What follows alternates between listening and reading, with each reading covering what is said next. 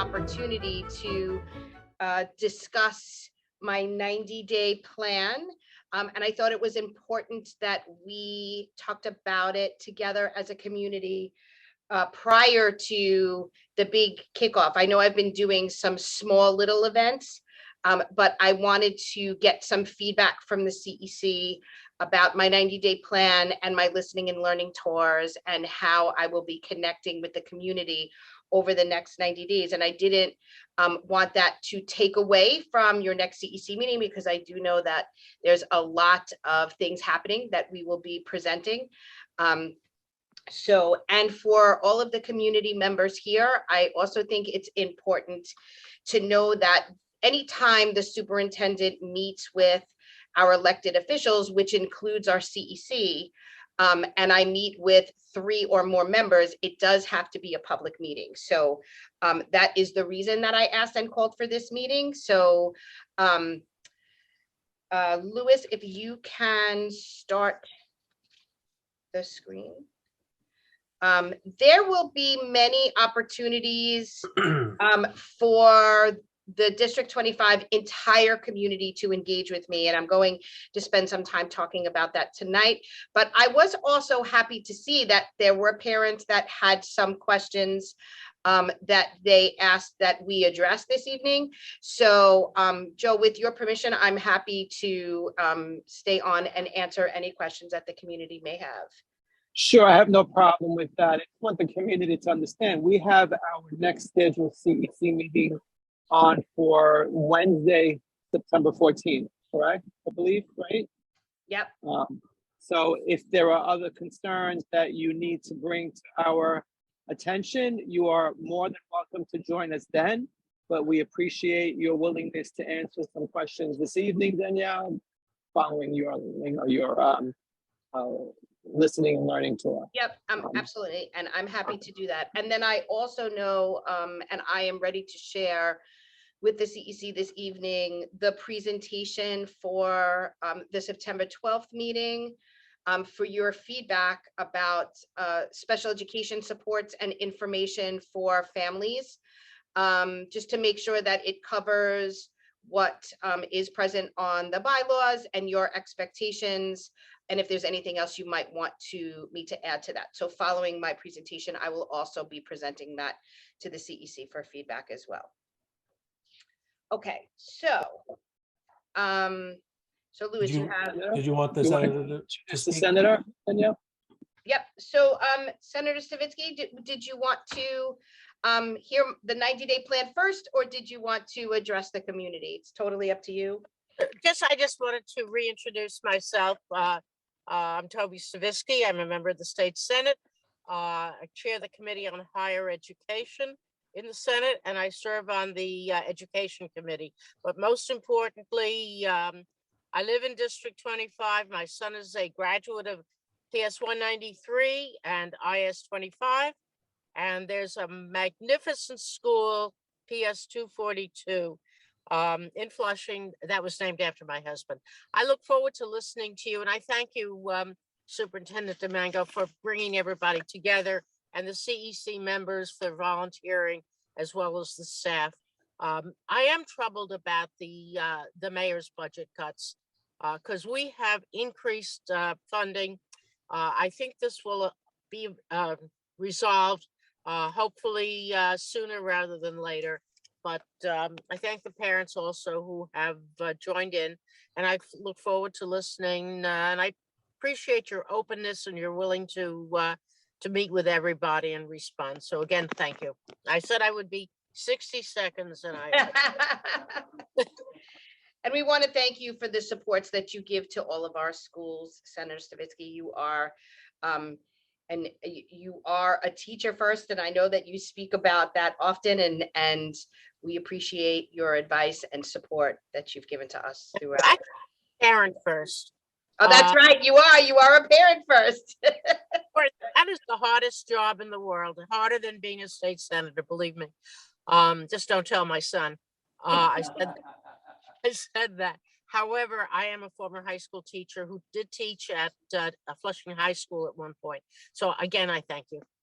Thank you. Thank you.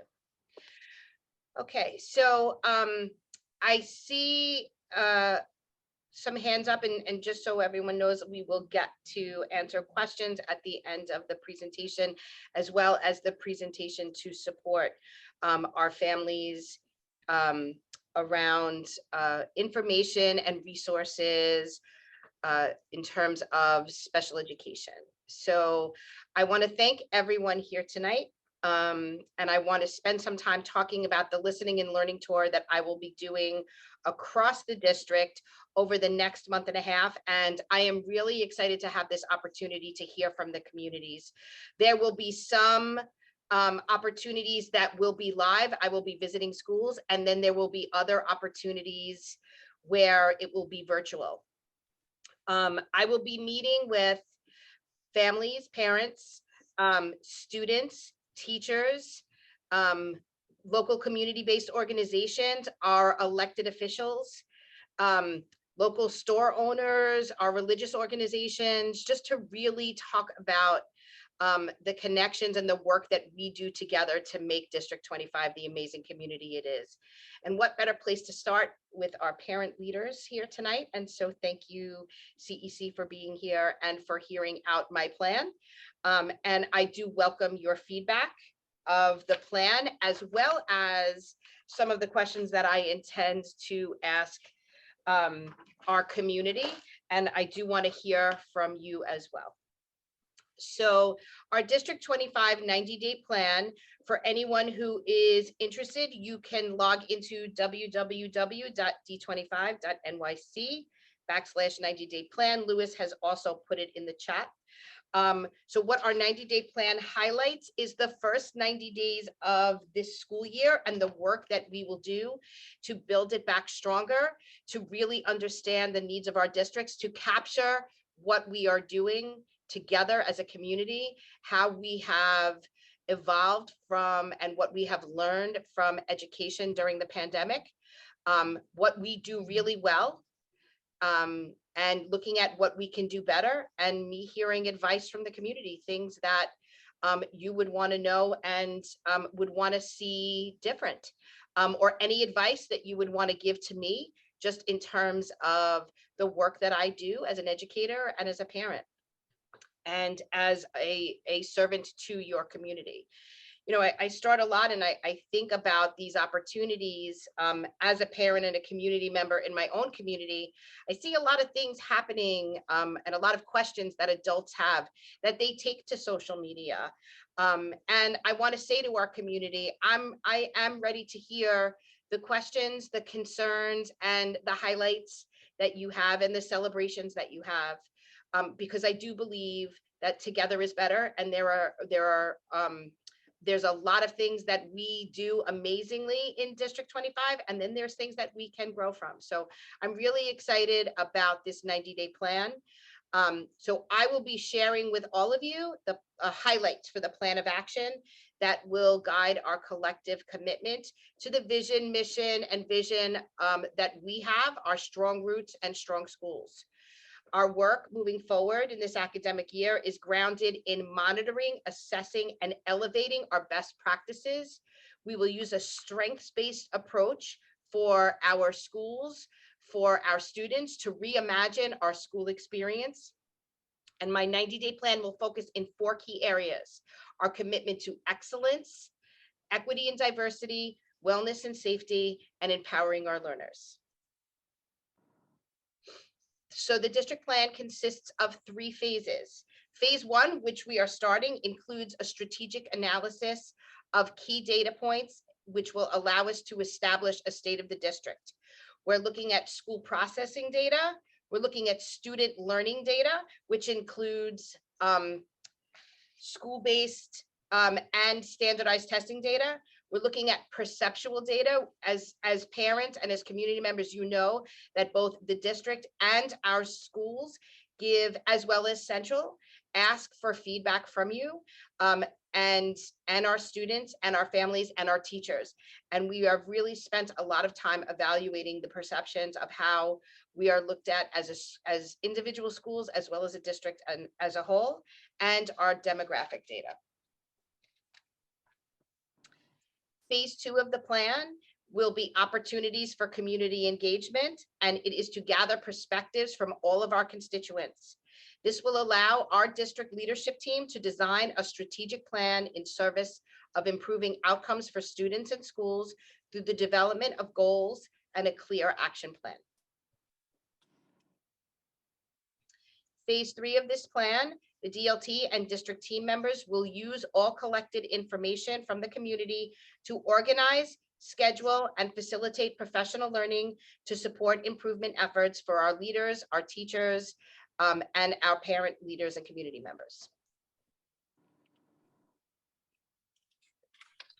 So I thank all of you for your commitment to success of our students across District 25 as we create the best possible learning environment and experiences for the students we serve. I'm looking forward to planning and implementing a transparent theory of action that is monitored and adjusted over time so that student growth and success is sustained and remains a priority in our district. I'm looking forward to working in collaboration with all of you. So at each part of the listening learning tour, I will ask the following 3 questions. So Louis, we can go through them, and then I think we could go back and it's something that I want to go over with the CEC. So the first guiding question is, what are we doing well? What are some of the things that we can celebrate? What are some of the things that we need to capture and make sure that we are doing all the time and that we are supporting, that we value as a community, that's working well for our schools, for our teachers, for our leaders, for our children, and for our families? The next is, what can we do better? I think it's important to hear perspectives from our community on a larger scale. One of the things that Dr. D'Antona and I do when we visit every school is we meet with students, and this is one of the questions that we ask, and we get some of the greatest information from them. I plan on doing this in a larger scale with everyone, but especially students, to really hear from them about reimagining the school experience. What I do know is that they have a lot to say, and we want to hear from them and our parents and family members and our community-based organizations and our teachers and building leaders. And what advice do you have for me? What are some of the things that you know is happening in the community? What are some of the things that from either an inside or an outside perspective, you think you would want me to know so I can include that in some of the changes and the implementation of the action plan that we will be putting together collaboratively in service of our students? So going back, one of the things that I would like to ask first of the CEC, and then for anyone here, the feedback on what are we doing well as a district? And what am I doing well? So I'm going to start, if you don't mind, and I guess if the other CEC members want to comment, are they able to unmute themselves? I'm assuming they can, right? You know, what you're doing well is we are one of the top districts in the city, so we have remarkable students with the highest scores. We have a really rigorous learning environment with you know, the support that the students need. And, you know, the fact that you're constantly, you know, in touch with the CEC and the community and asking for feedback and doing your research and constantly benchmarking things is a really great thing. So I'll start with that.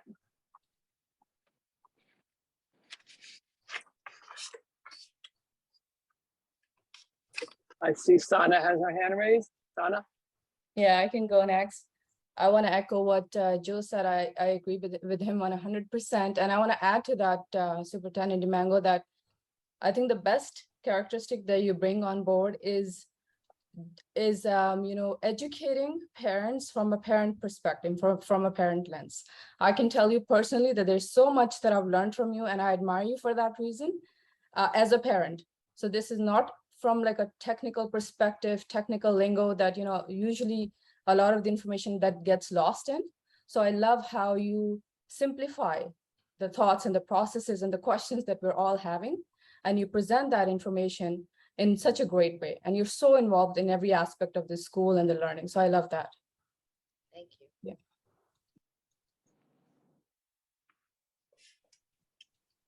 I can go next if that's okay. This is Anne Marie. I'd like to definitely echo what Joe and Sana said before me, and then also add in that from an IEP seat representative, anytime that I've come to you with anything in our district related to IEPs, we're already on it. It's already being taken care of, or you're handling it immediately. And I really appreciate that. And the fact that, like Sana said, you're willing to educate the parents along with the children, which is so important that we're able to help and be really a team for our children in our community. So I definitely appreciate that as well.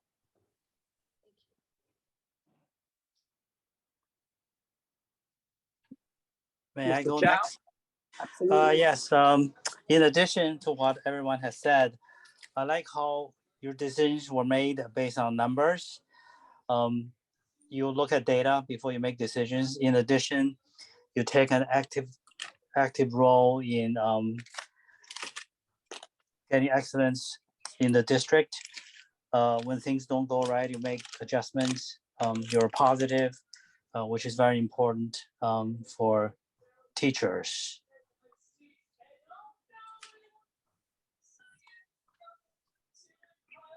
I'm done. Okay, thank you, Mr. Chair. Are there any other CEC members that would like to speak before we go to the public at large? Please speak up if you're a CEC member. You're able to unmute yourself.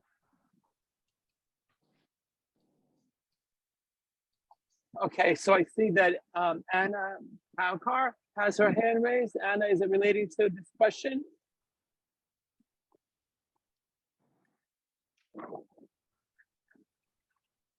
Is someone able to unmute Anna?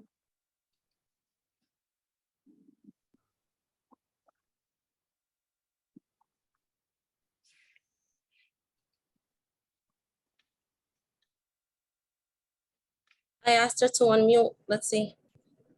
Okay. Yeah, I did too. I don't know if she, Okay, then next I see Joanna. We'll come back to Anna if she's able to unmute. Joanna Panagiotakopoulos, are you there? How are you, Joanna? Hi, Joe. Thank you. You're getting really good at saying my name. Getting better. I know I You're messed it up a couple of times. I apologize. No, you were great. So I just want to say that as an educator and as a parent within District 25, I want to say thank you for the support that you offer parents and families, and also the support that you give the educators in District 25. It doesn't matter if it's PD or just the transparency. It is just amazing working in this district and being also a parent for this district. So thank you. thank you.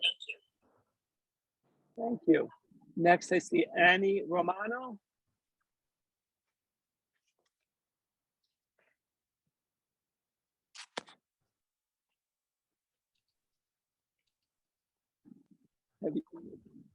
Annie, are you there? I'm here. Can you hear me now? Absolutely, yes. Okay. Thank you so much. I want to also echo a lot of what was said, and what we're doing well is definitely the transparency, parents being able to feel like they're heard by either coming to the CEC meetings, or I also sit on the SLT board for 184. And when we bring up anything, our principal definitely communicates to us that she has a great relationship with Mrs. DiMango. And so as a school community, if we don't speak with her directly, our principals are getting the support that they need to have open communication and transparency. So that's super duper important. And also I love that both Mrs. DiMango and Dr. D'Antuono come to the school. And I think that being in the schools is the best way for them to see really what's happening. When we're in our office behind a desk, we can hear what's happening, but when you're there, you feel it. And I think that it makes for more powerful decisions and more effective decisions. So I think we do a great job at that, or you guys do a great job at that. And I thank you. Great, thank you. Next, I see iPhone. I don't see a name. The person on the iPhone who has his or her hand raised.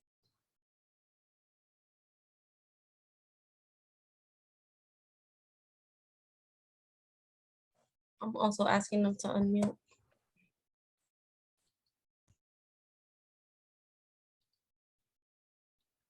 Is that it for this person or there's other? Go ahead. Good evening. No, I think that was, I just said, okay. I don't think anybody. Oh, I thought that was the person. And that was me, Okay. sorry. Okay. So I think the next question to me is very important. And what I want to say to everyone here tonight, and what I will say to the community during our listening and learning tour, is I'm asking this question because I want to know the answer. I have always been a person who learns from feedback. I welcome it. I appreciate it. It helps me grow as a person as well as an educator. So I am actually excited to have an open and honest conversation of things that we can do better, both myself as the superintendent, as well as my superintendent team, for our schools, for our students, for our families. So, and Louis, I don't know why you're in the middle of the screen right now. Okay. So please know that anything you say is not going to hurt my feelings. I really do truly want to hear from our community. What are some of the things that we can do better? So while we wait for CEC members or the public to raise their hands, I'm going to start, but Danielle, do not take any offense at anything that I say because you do a phenomenal job. I know that you're upfront and you're honest, but I believe sometimes you have, you're restricted by the DOE, right? So you can't tell us things that Central might know. And I know you look out for our district, but sometimes the needs of other communities are contrary to the needs in our district. And I don't know how you can make that better, but it's probably more on Central's part. So I'll give you a perfect example, like high school enrollment. And we wanted someone to come to our meetings and to talk to the community about that. And we weren't really able to get anywhere in that. I know you tried, so I'm not criticizing you, but I think we need more transparency by Central rather than you. And sometimes I know that you're restricted, you really can't tell us anything. Thank you.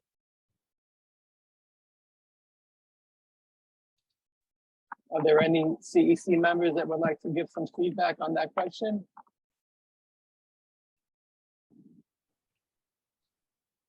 And it truly is a difficult question because you do a great job, Danielle. CEC members? Yes, may I ask, Mr. Chow? don't take any personal offense. I won't. You know my feelings about high school superintendents, and you know my feelings about you. So start on a positive note. Good. Would you consider? I'm going to phrase this very carefully so it's politically correct. Would you consider allowing 7th graders state exam scores choose whether or not they take integrated algebra in 8th grade?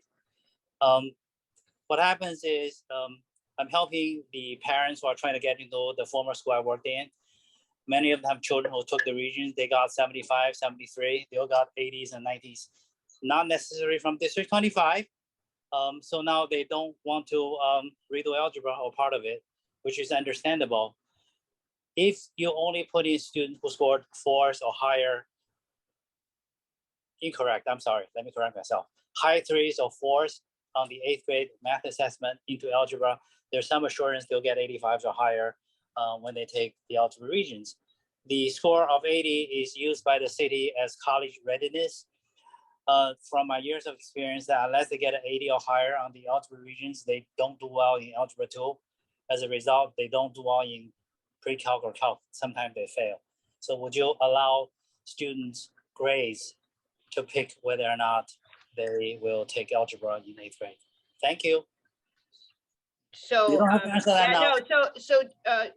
Mr. Chow, I think that is, it's interesting that you're mentioning this because it is a question on the agenda for my principals meeting tomorrow. It is something that I intend to do outreach to community members and parents to get their feedback. And I had a meeting with some students at Francis Lewis High School a couple of weeks ago, I definitely think that we can, that is a district initiative. And so I appreciate your feedback on that.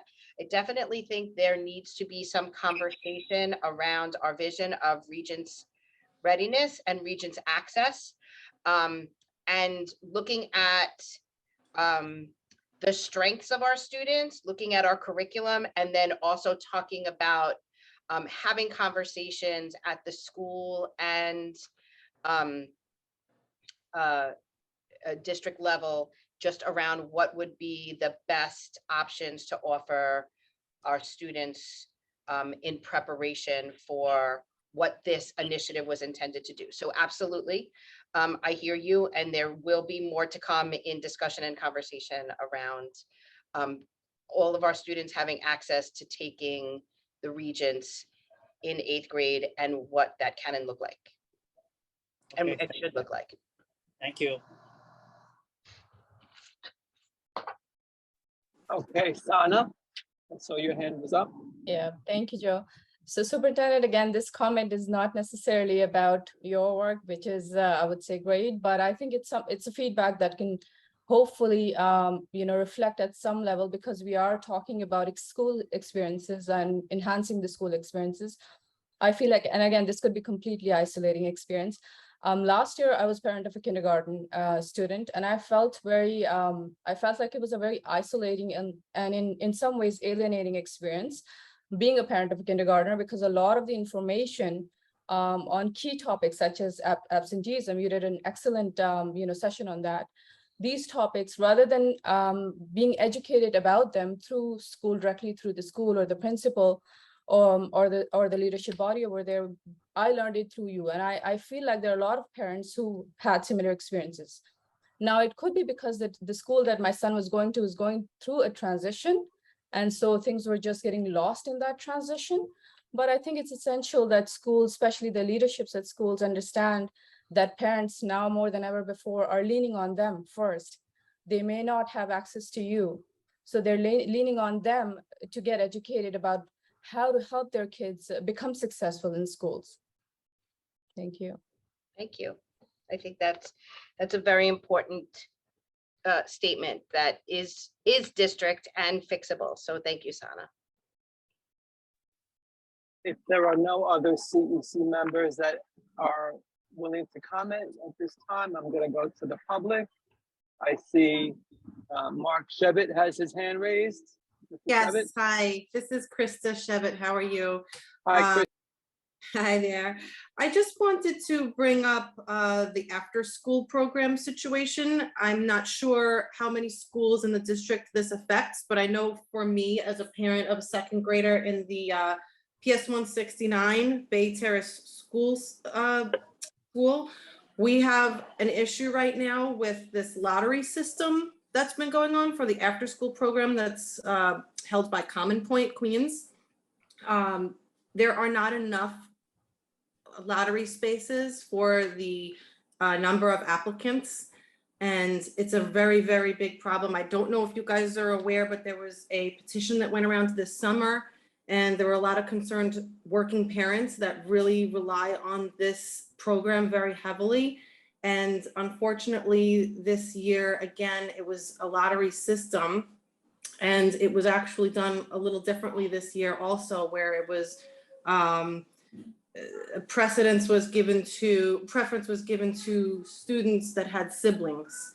And in my case, I have an only child, and she was basically given very little to no chance to get into this program. And I'm sitting here stuck right now as a working parent that travels to Long Island every day, that can't get back to Bayside by 2:20 in the afternoon to pick her up. And we're very concerned because I don't know how to get my daughter into this program. I don't know if there's another option that's available, or if you guys are aware of this and how it would be handled.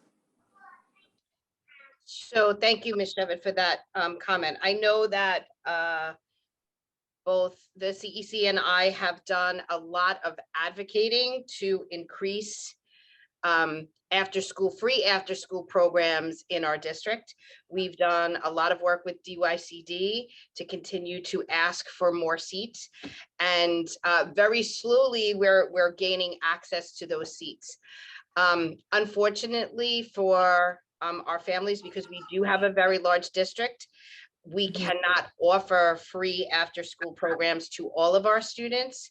I can say that there are a few options, and definitely hearing about the lottery, that is something that I can address with your school CBO as well as your school community, but you can also bring that up to your SLT, because there is or should be a member of that CBO that sits on your SLT to really hear the concerns of parents.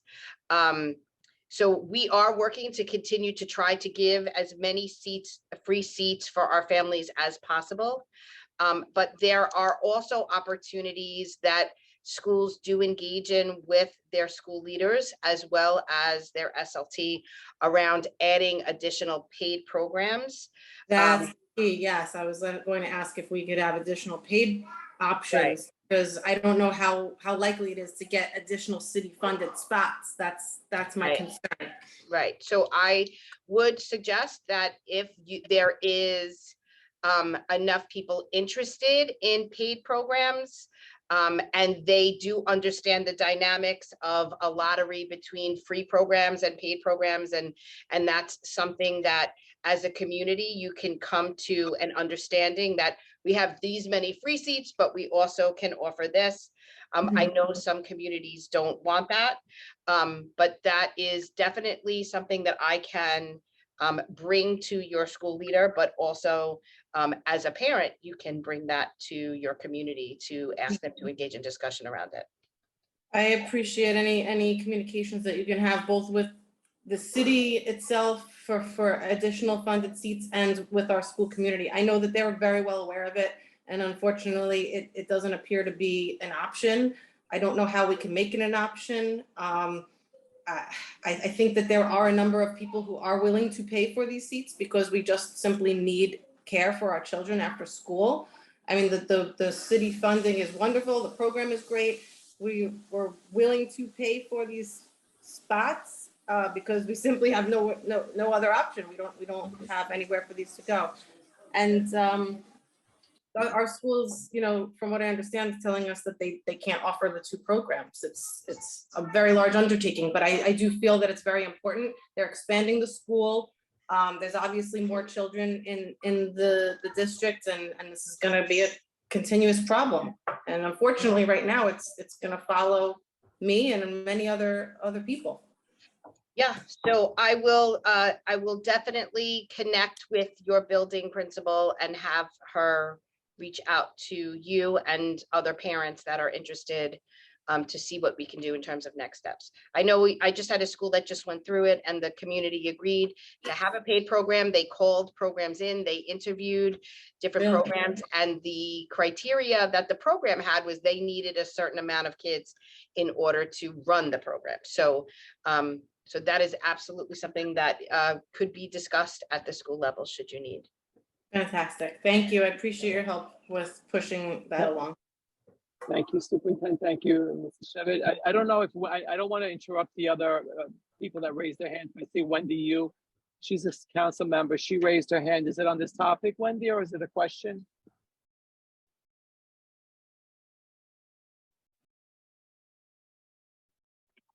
Wendy, can you unmute yourself? I unmuted. Can you hear me? Yeah. Okay. Hey, Wendy. Yeah. How are you? Sorry.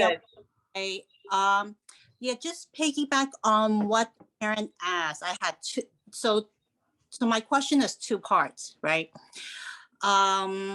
Because some school doesn't have parent coordinator. Let's say there is a paid program in the school, but the paid program is run by a private private company, right? And if the principal or how does the parents of the school know about the pay program in their school? I mean, is that the responsibility of the parent coordinator or PTA to, let the parents know, oh, there's a pay program in the school, here's the information, go ask whether there's availability. Because I think sometimes principals are hesitant to let parents know that there is a paid program in their school. And then the second part of the question is, does the principal have ultimate decision-making power to decide whether to have that paid program run in their school? So I will say the work that we've done in the past with after-school programs, paid after-school programs, it's not to say that the ultimate decision is the principal's, but I do think there have been some concerns with principals around understanding what the program is, what they offer, what they're in, if they, the staffing, hiring requirements, just in terms of safety and concerns for students. So, but what I can say to you, Wendy, is that usually if there is a paid after school program, there is collaboration between the community, the school, and that after school program.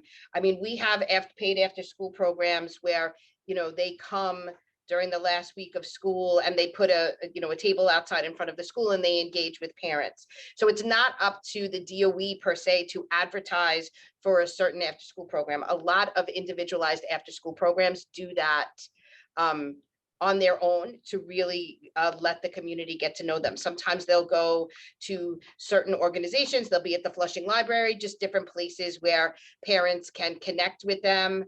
But I think after school programs for parents and students should be and has to be in collaboration with the school, because there's permits that are required. You can't just go into a New York City school and run a program, right? So there has to be that conversation.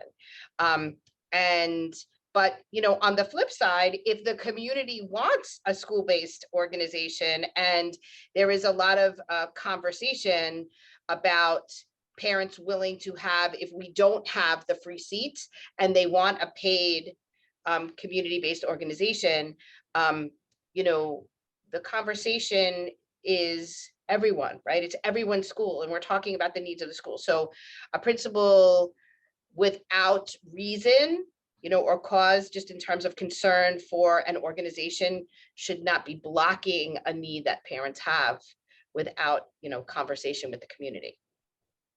Okay.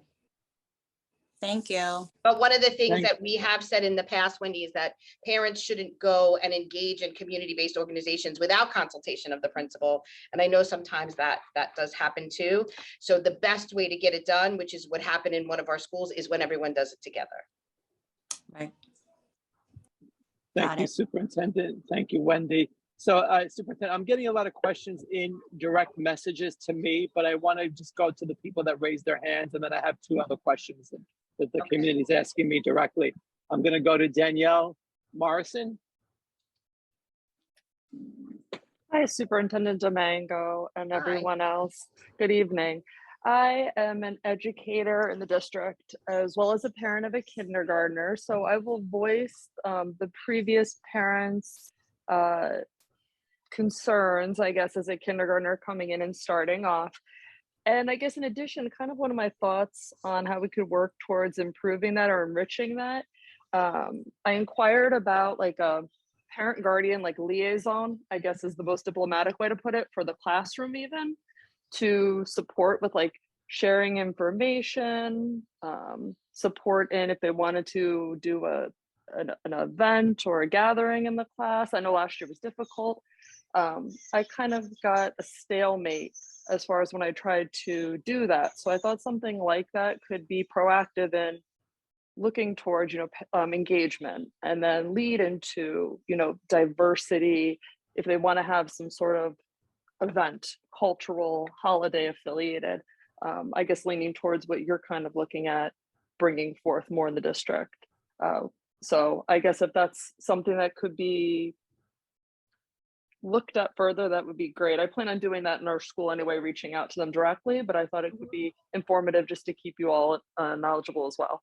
Yeah, absolutely. And parent engagement, parent empowerment has been something that we've been pushing in the district for many years.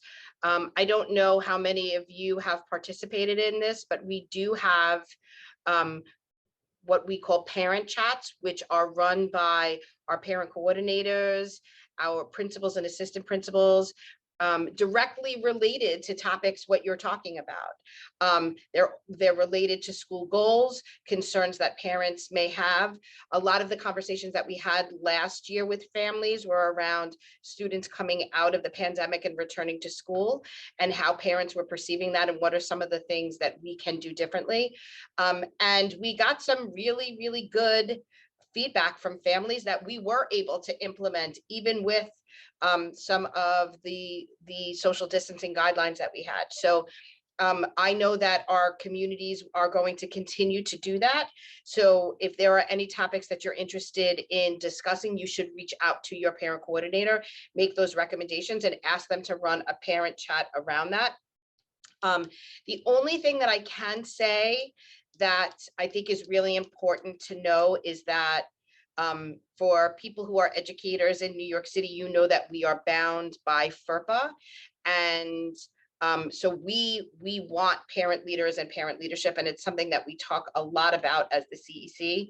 But when it comes to working individually with schools, it is very important for families to know that parent leaders cannot have access to student information without parent permission. So there would have to be a way to connect with and gather information from parents that does not come from the schools, because we are not permitted to give out that type of information. So that's where I'm saying it's really important to start that conversation around parent leadership, and ways that you can connect with parents that is not where we're getting information directly from the school around outreach. And there are ways to do that. So I would encourage anyone interested in being a parent leader and who's not, let's just say, a member of your PTA or SLT, but wants to engage in different ways, to absolutely reach out to your parent coordinator and talk about perhaps setting up a parent chat around what should parent empowerment and parent engagement look like at our school, and what are some of the ways that we can do that and deepen that. That's great, thank you. Next, we have Annie Romano.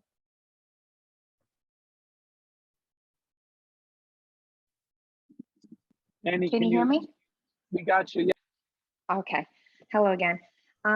So my response to what we can do better is sort of, I guess, one step higher than what everybody's sort of been saying, because everything that I hear was like, yep, all falls under a question that a lot of parents ask me, which is, if we have questions that we go to our principal or we go to our superintendent, they say, well, this is what DOE tells us.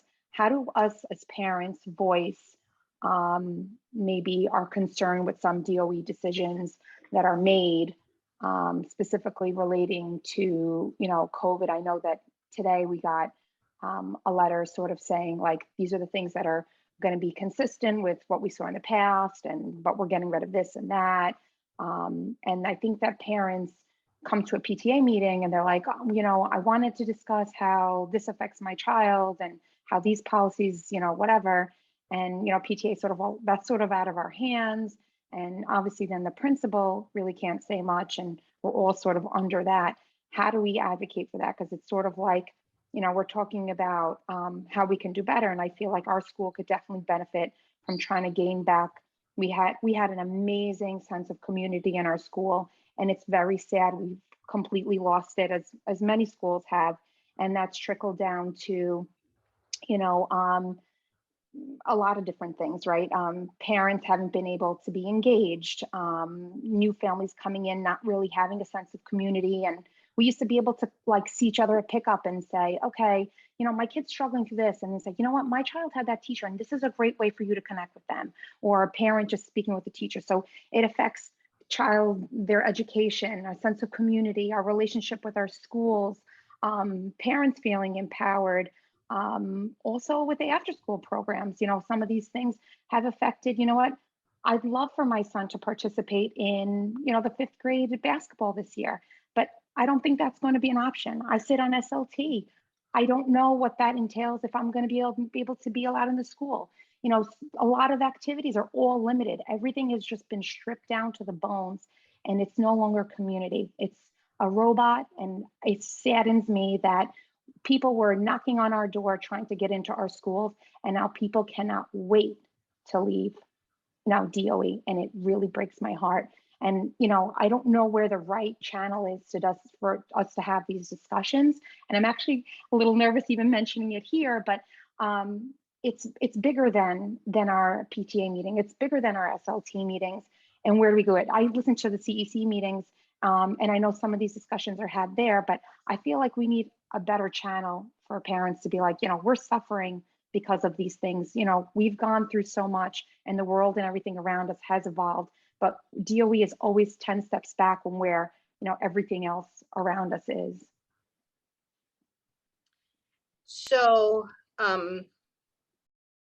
I hear you, and thank you for that feedback, Ms. Romano. So I'm hoping you received some of the updated information, and as we're coming out of the pandemic, we want to carefully make sure that we are opening up, you know, some of our guidelines for to engage in exactly what you're saying, you know, and we know that in District 25, we could always do better with parent engagement, but for the most part, our schools were warm and welcoming environments for families, and the pandemic really did impact that. And so as we sort of are coming out of this, I know that our principals are really moving towards making sure that we're communicating to our families what is possible and what is something that we still have to look at a little bit more closely before we release that. But in terms of what you're talking about, where there's PTA and principals and myself saying that we do have guidelines, citywide guidelines that we have to follow, and you know, mandates that are coming from the mayor's office just in terms of student safety. There are ways, and I know that our CEC has been very strong in considering drafting resolutions that do come from the community, where there are policies from the DOE that they question.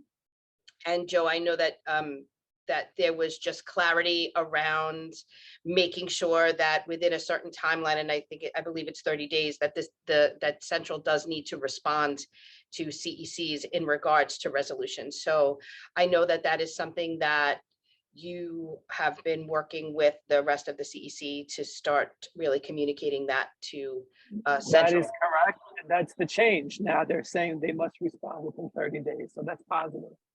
But it's just, you know, we just received word about it. Yep. Thank you, Annie. Thank you, Danielle. Yeah, I don't see any other hand raised, but I have a couple of direct messages to me about what you can do to make things better. And one of the topics deals with foreign languages.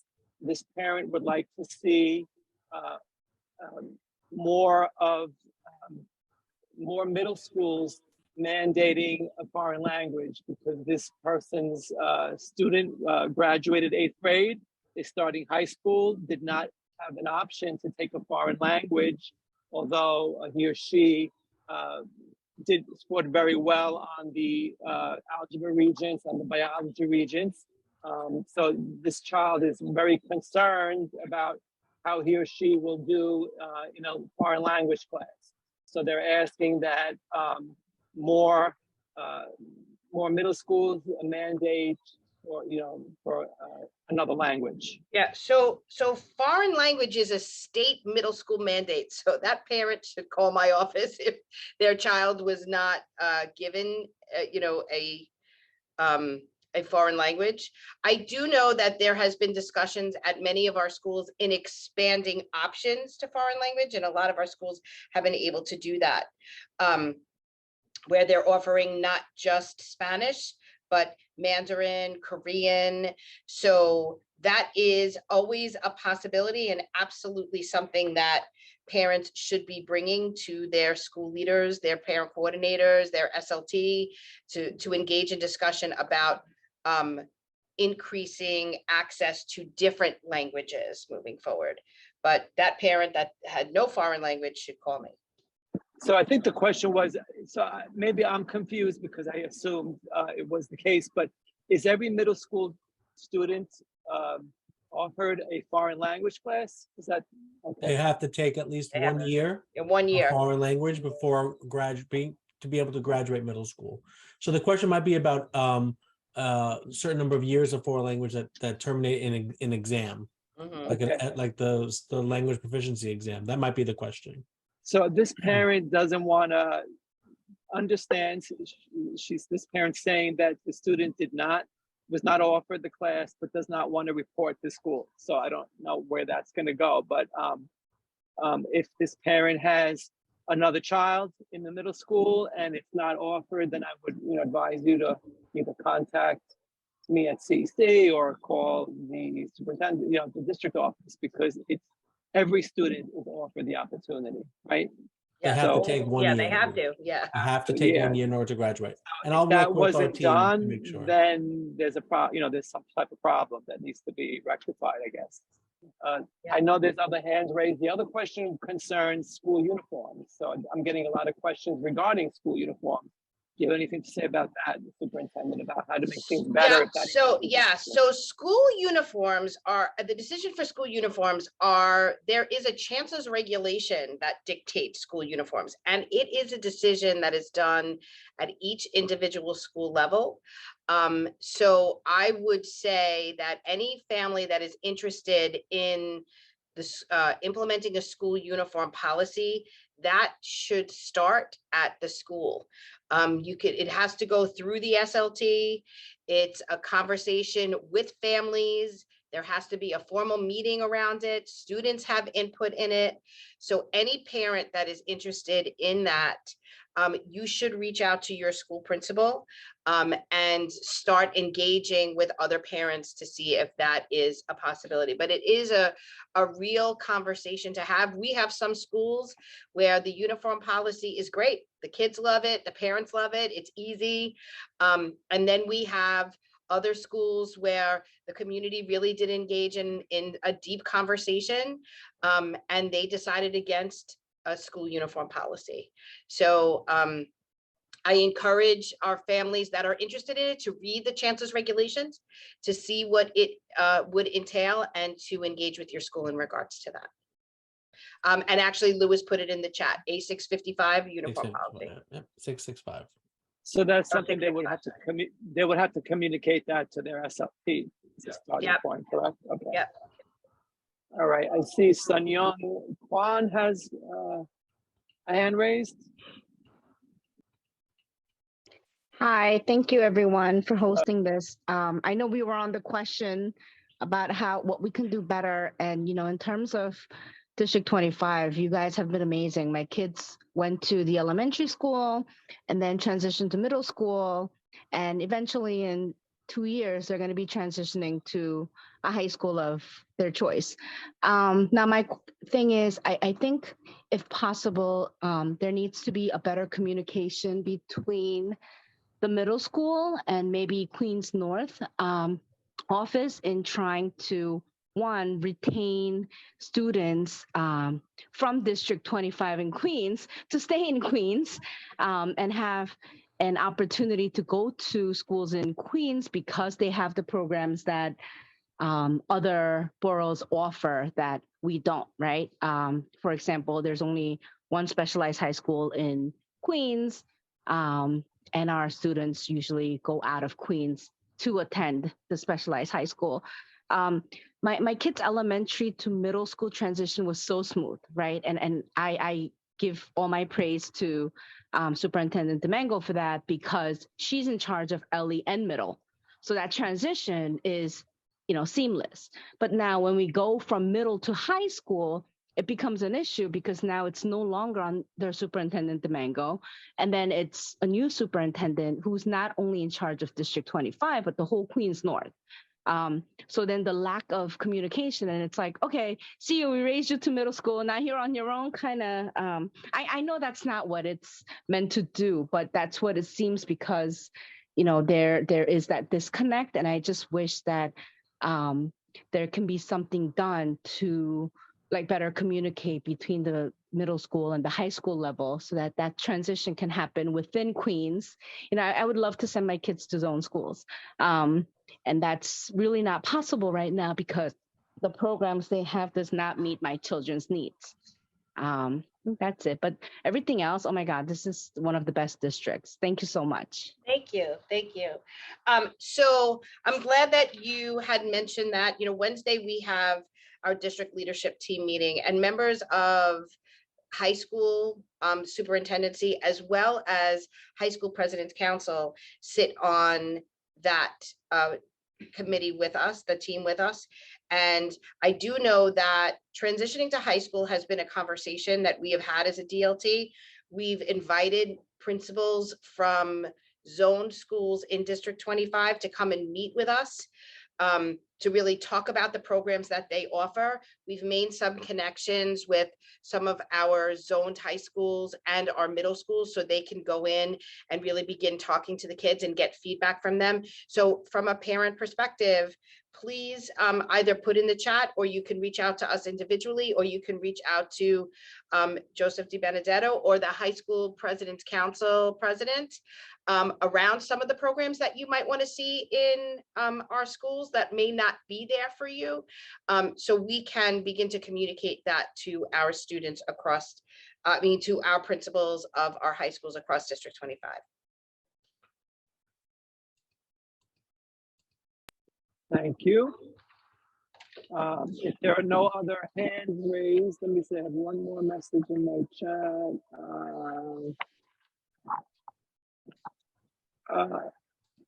So Danielle, I don't mean to put you on the spot on this, but I'm getting a lot of parents sending me direct messages about the language issues. So I think it's something we need to look into.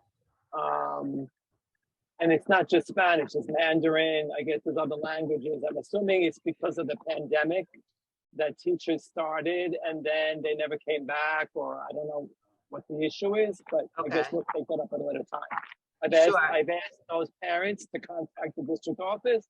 So if they refuse to do so, I ask them to contact me, and then we'll take it up at a later time, I guess. I don't want to stop you from your meeting, from your No, that's fine. Yeah, absolutely. Okay, thanks. Okay. All right, so the last question, and I will actually take some of what can we do better, but what is some advice that you have for me? I think, and I do welcome feedback in this, but I also heard a lot of things just in terms of advice around, kindergarten parents, and the connection of how we welcome them into our schools and how we provide them with information, not just about what's happening in the classroom, but what's happening across our schools. And same thing with communication for high school. So is there any other advice that our community has for me that you think would make some of the concerns and things that we can do better manageable? So again, I'm going to start, Danielle, because I think I have, being a president of CEC, I'm in touch with you. And I know that you definitely do advocate for our district. So I would commend you for that. And I would, advise you to keep doing that, because I don't know what you have on your end, but I think the community really appreciates that you come up to bat for us. So that's a good point. Are there any other CEC members that have any questions or advice?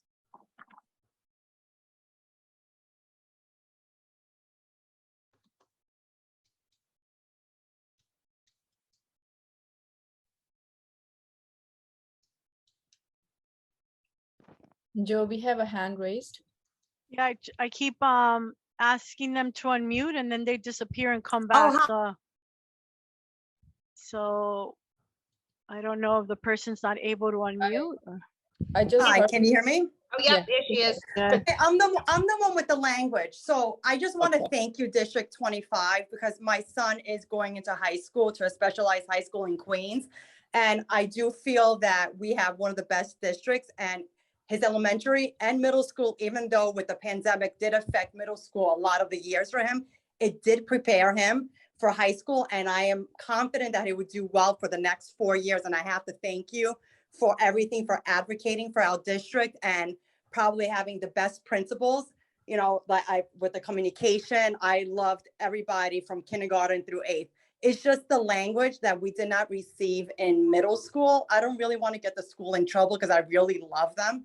I'm assuming the pandemic may affect it. I know there's not a lot of, like foreign language teachers. I know it's hard to come by, especially for a big school. So maybe they couldn't accommodate.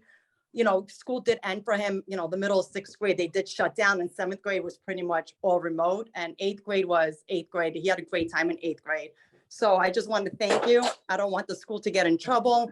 He's just worried about that the specialized high school, the teacher may assume that he has some exposure to Spanish because we saw some of the Spanish homework, and I told him that don't worry about it. We will figure it out as we go along. We got Babbel. We're trying a little bit, but just because you're in a specialized high school, they can't assume that you're accelerating in foreign language, because that's just it work. You have to be exposed to a language and learn it. And I would have loved that if he got any exposure in middle school, but unfortunately he didn't. That's all I have to say. Yeah, I always say to parents, and I think this is really important, and I say this to my principals too. I'm known to be tough, and I'm known to fight for kids, and that's why I'm here. It's what I do, and to advocate for the district.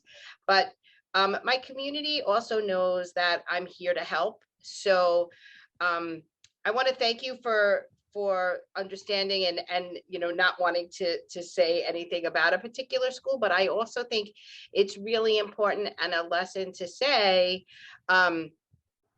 if a school is having issues with teachers, we have an HR department that will support our principals in making sure they get the support that they need. I know it was tough this year, hiring of teachers during the pandemic, but I don't want any parent to think that if they call my office, it's something that they would not want to tell on their school, right? I'm not the type of leader that would say to a school, this parent told on you. I'm the type of leader that if there's something happening at a school, I want to help. And I will also say that I can assure you, and I know that you'll agree with me, that principal was trying to get that teacher, or whatever that was, but it shouldn't go this long where now what you're saying is happening, because we want to make sure that all of our students are prepared in the best way that they can. And that's what District 25 is about. So I know last year and the pandemic was tough, but there are a lot of resources that I can gain access to if I know what the problem is.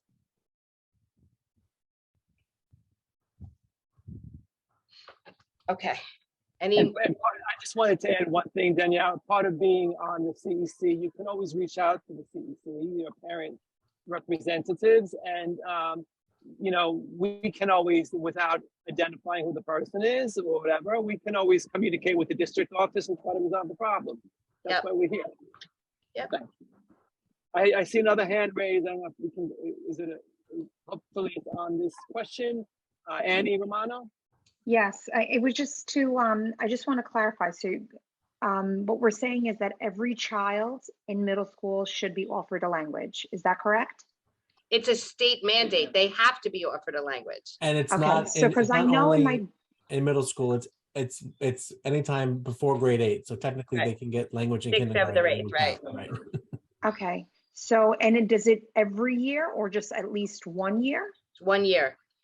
Okay, because I know that, I thought it was the policy in my child's old middle school that she just graduated from, that you needed to be in the honors program in order to be offered the language. Is that for maybe for 7? Some of our schools offer multiple years of language where you can get high school credit. Yeah. But every student in middle school should be offered at least 1 year of a language.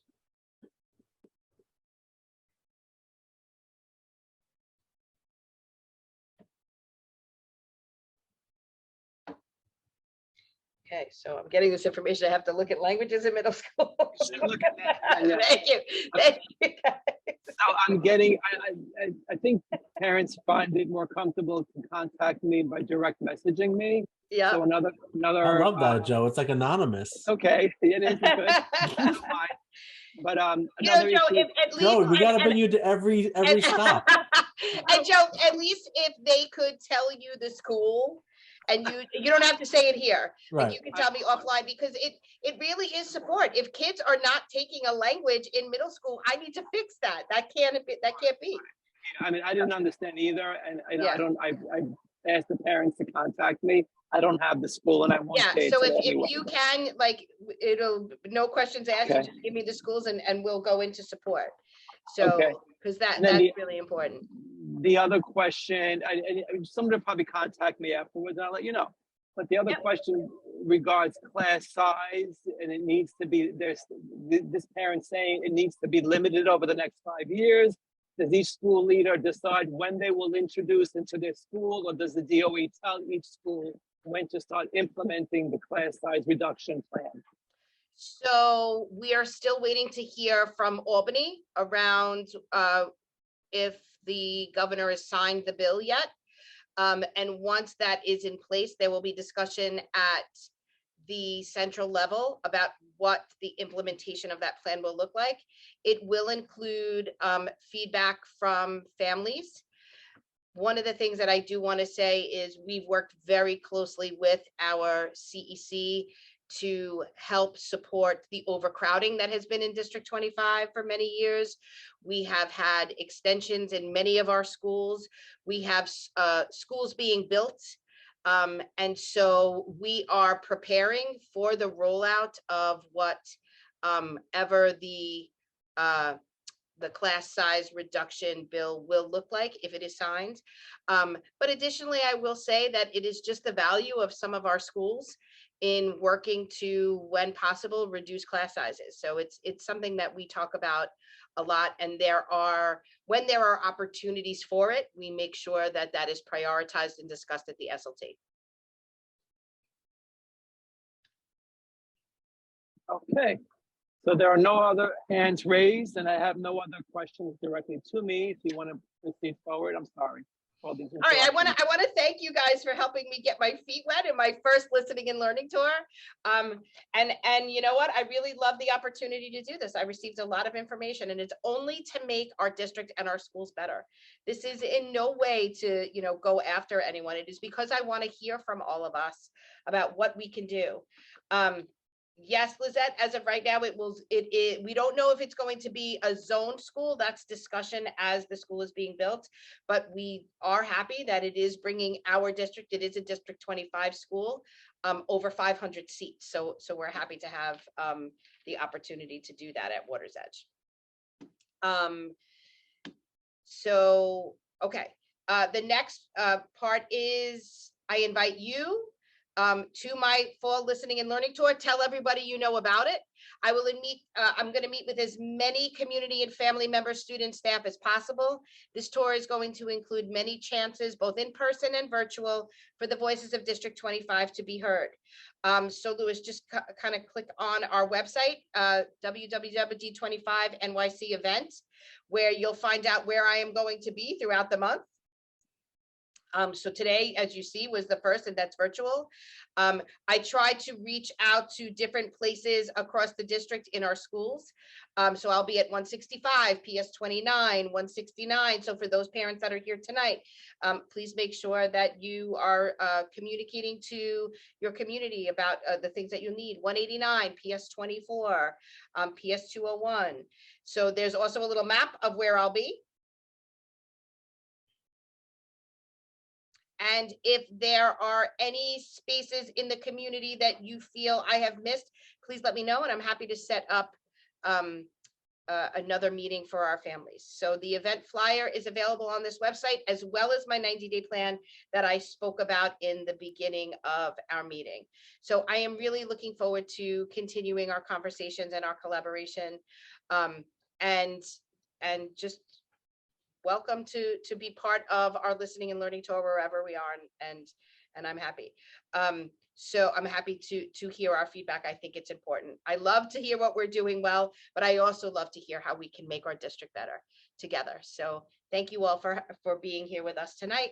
And you are welcome to stay on as I present to the CEC recommendations for our presentation on information and supports for families around the special education referral process. So before we go, does anybody have any questions for me?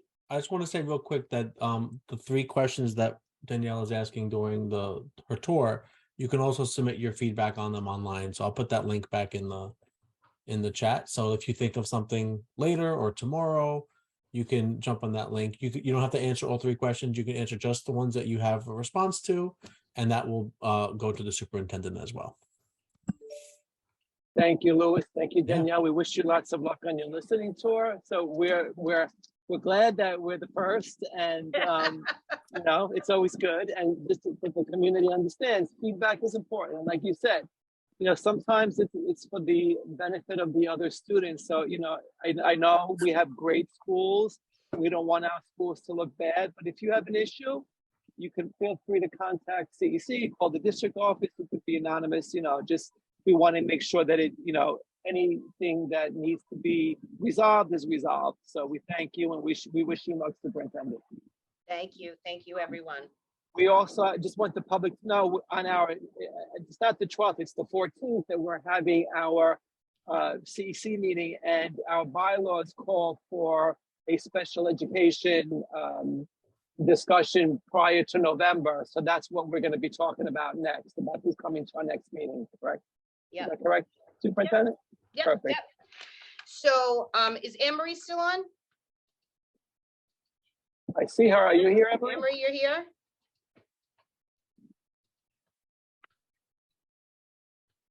Anne-Marie must have logged off. So sorry. Yes, I'm here. No worries. I No, just it's wanted okay. to Carly, make can you sure. make Anne-Marie a co-host again? She must have logged off and came back on. So I am very happy to announce to our CEC that we have our very own special education support liaison. So he is assigned to District 25. He has already gotten to work from the day he started. And we are really excited to be able to have an individual just for our district. And I think that's so important. And I know for all of the work and discussions that we've had at the CEC, that's really what we've talked about, like somebody who parents can outreach to. So not only is he familiar with special ed or administrative special education, but he is also familiar with what's it called? The CPS. Yes, thank you. CSE. CPSE for the lower elementary schools.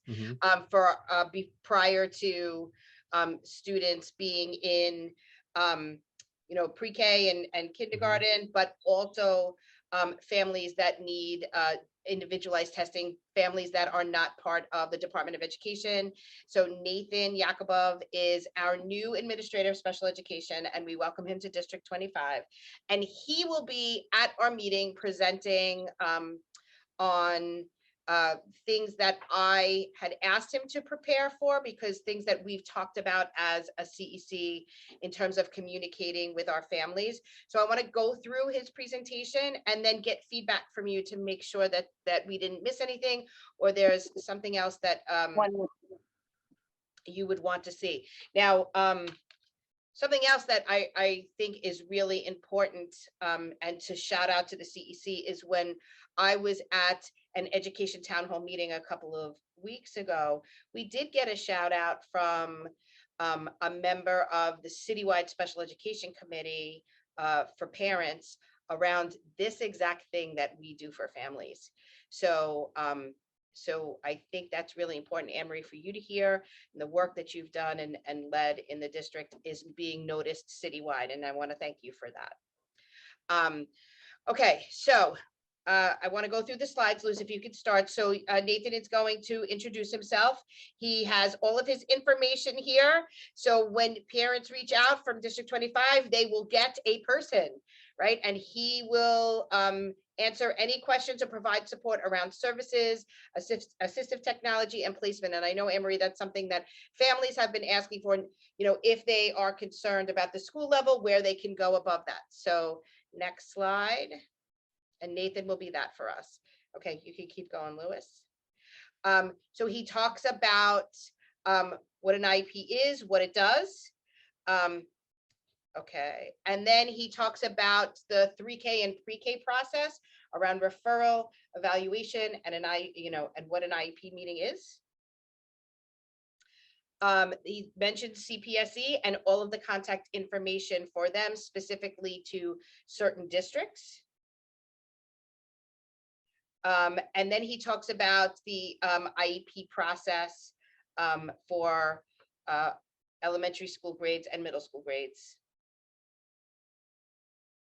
He talks about the continuum of IEP services and the different services that are available to support a child in his or her least restrictive environment. Different types of IEP reviews. What's an annual review? What's a reeval? Assistive technology and how to get that support for your child. And what an assistive technology evaluation looks like. Translation and interpretation information for families to speak with your IEP team, and if you'd like an interpreter. 504 accommodation plans and how to gain access to them. What mediation and an impartial hearing is. Different links that you can access that are DOE, as well as New York State and District 25 that he will be updating regularly. District 25 contact information. And he will offer opportunities for any questions.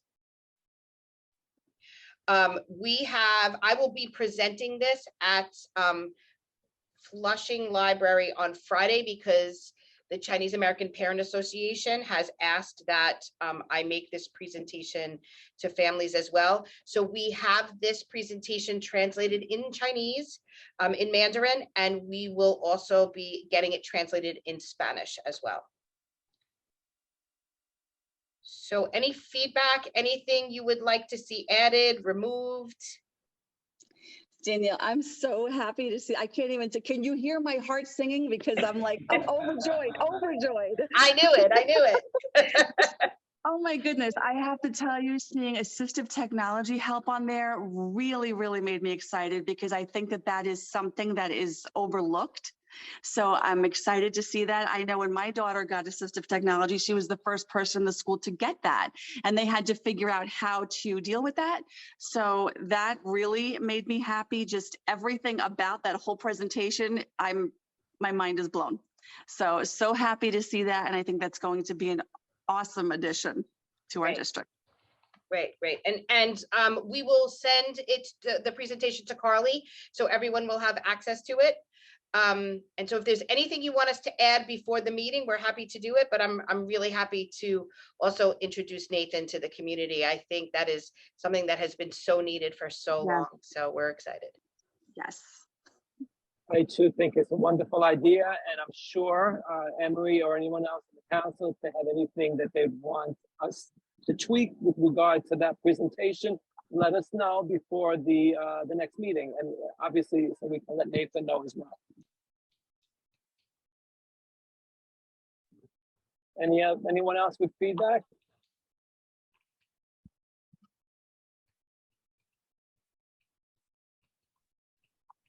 I see on the public side, we have a hand raised by Tanya Marine.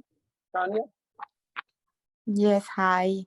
I just want to say thank you guys. I am agree about everything that you mentioned before, and also it was very clear. And thank you so much also for just to give us the presentation in Spanish for the future. You know, because for some parents it's not easy to understand everything in English, you know. And the only one thing that I just the most important thing for me is just that to make sure that my kid gonna be safe. That's it. This is her first year just going to the school, so that's the most important for me. That's it. The rest is everything is okay. So thank you guys for everything. I really appreciate it. Thank you, Ms. Marin. And we will have the Spanish translation of that presentation by the CEC meeting on the 14th. Absolutely. Okay. I think we're good, Danielle. All right, guys, thanks so much. And so I'll see you guys in a few weeks, but as you all know, I'm here. Thank you, CEC, for being the guinea pigs for my introduction to my 90-day plan and my listening and learning tour. I'd like to thank Louis and Marissa Martin. Marissa is a new staff member on our team, and she is helping to support our listening and learning tour as well. She's been working with Louis to set up all of the dates. So thank you guys for your work. And we'll see you soon. Thank you and good luck. All right, And take we care. will talk to you soon. We'll see you in a couple of weeks. Okay, thanks. Bye. Have a good night, everyone. Good night, everyone.